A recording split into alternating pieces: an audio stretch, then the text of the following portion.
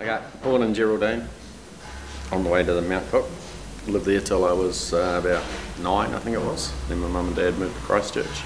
We were just down by Brighton Beach, and I used to go down there and saw some guys surfing and thought, wow, that's me. Had a go, got hammered. But I got friends with one of the guys there who I ended up really good mates with him. And we used to hang out at the beach all the time and go surfing. Used to wear rugby jerseys, keep warm. Pretty cold. Yeah, surfing was the one for me. Got me out in the water, taught me all about the ocean and how not to drown, even though. I was into cycling as well, just because everyone was into cycling, riding bikes everywhere. And I was pretty keen on that, but it was all too hard compared to surfing, I thought. As in training every night versus surfing every night, no contest. And then skateboarding sort of came along, and I was real keen on that. Used to ride everything I could. Ended up in California in 1971, and surfing was real big, but skating was even bigger. And that's all I did for nearly a year, just surfing and skating. And started travelling again, went to Australia, met up with some guys, 76, and did my first trip to Bali. It was a club field in Canterbury, Broken River. I'd never skied before that, of course. But anyway, I went to Canada at the end of that year. And then later that year I did a ski instructor's course and became a ski instructor. I'd actually seen about that time the first guys doing winter sticks, trying to surf on snow, and I sort of saw that, and that was pretty cool.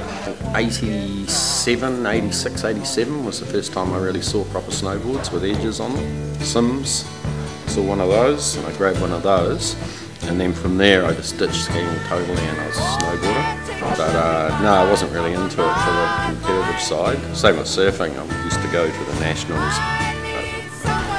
Just, I don't know, I didn't like the scene of those competitions.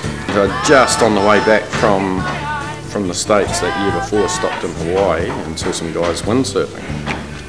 So I thought, okay, windsurfing, windy Wellington. So that was the next thing, got into windsurfing. I was driving past where the cake tin is now, where the stadium is here in Wellington, and I just happened to notice this huge big shed there. We rented it and we started a thing called the skate pit, which was an indoor skate park. I travelled through Raglan quite a few times through the 70s and early 80s with driving to Auckland on the way to Auckland. Had a whole bunch of friends there, and I saw a property there. It was like maybe 84, 85, and right above the surf at Indicators, and loved it. And I went, right, I want to have that, so I bought it.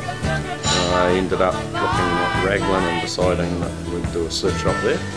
I was down at Ruapiki surfing, and it was too windy onshore, and decided to come in. And I saw these three guys turn up and launch kites and start walking down across the dunes. I was like, whoa, check this out.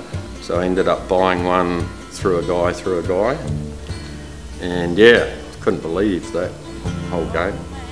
No one else around, I was the only one around in Raglan. Yeah, kiting, big deal. Injured everything. But yeah, all part of action sports, I guess. No matter how good anything is, you get sick of it. If you don't get sick of it, you just get over it. Like, you know, going up to the mountains every winter, you know, yahoo. But like after you've done 13 of them, it's like, yeah, if you're in the tropics, you know, you just get sick of the heat. So, yeah, I mean, what's that saying? Even the head pussy tester gets sick of his job. True story.